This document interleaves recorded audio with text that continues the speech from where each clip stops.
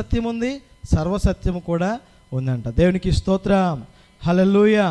మరి ఎప్పుడైతే ఆయనకు మనం సమర్పించుకుని ఆయన ఆధీనంలోకి వెళ్తామో కట్లన్నీ తెంపబడి ఆ నిజమైన స్వాతంత్రాన్ని మనం పొందుకుంటామంట. అందుకే యోహాను సువార్తలు అంటాడు, ఈ సత్యము మిమ్మును స్వతంత్రులుగా చేయును. దేవునికి స్తోత్రం.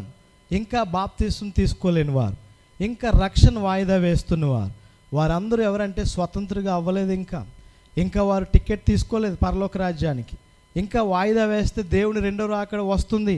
ఫస్ట్ ఫ్లైట్లోనే మనం ఏం చేయబడాలంట? ఎత్తబడాలి. మరి టికెట్ తీసుకున్నావా? టికెట్ తీసుకోకపోతే ఫస్ట్ ఫ్లైట్లో ఎలా వెళ్తాం? చూడండి, ఎయిర్పోర్ట్లో ఈ గ్రౌండ్ ఫ్లోర్లోనే ఉంటారు వాళ్ళు. ఫస్ట్ ఏం చేస్తారు? టికెట్ చెక్ చేస్తారు. మరి టికెట్ ఏది? ఎంతమందికి ఉంది టికెట్ ఇక్కడ? టికెట్ తీసుకున్న వాళ్ళందరూ ఒకసారి దేవుని స్తోత్రం చెల్లించండి. హల్లెలూయా. తీసుకొని వెళ్ళిన వాళ్ళందరూ ఒకసారి రెండు చేతుల పైకి దేవుని స్తోత్రం చెల్లించండి. గట్టిగానే ఉన్నారు ఇటువైపు. తీసుకోలేని పరిస్థితి.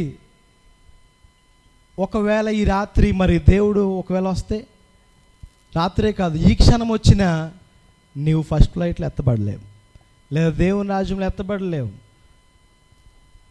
అది చాలా సీరియస్ మ్యాటర్. అందుకే ప్రియులారా, దేవుని మాటలు తెలియచేస్తున్నాయి, మనము నీతి సాధకములుగా మన అవయవాలను కడిగి ఆయనకు అప్పగించుకోవాలంట. ఆయన రక్తంలో కడగబడాలి. ఇంకా వాయిదా వేయకూడదు. కొంతమంది వాయిదాలు వేస్తూ ఉంటారు.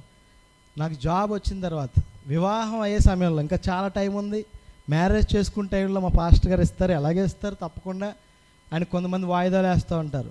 కొంతమంది పెద్దవాళ్ళు, మా అమ్మాయి పెళ్ళి అయ్యే వరకు మరి వేచి ఉంటాను, అప్పుడు తీసుకుంటాను అంటాను. ఈ లోపల ఈయన బకెట్ తన్నేస్తారు. ప్రియులరా, అలా వాయిదాలు వేసిన వారు మరి మా తాతయ్య గారు కూడా ఉన్నారు. వాయిదా వేసారు, తీసుకోలేదు, వెళ్ళిపోయారు. ఆయన ఫ్లైట్ ఎక్కలేదు.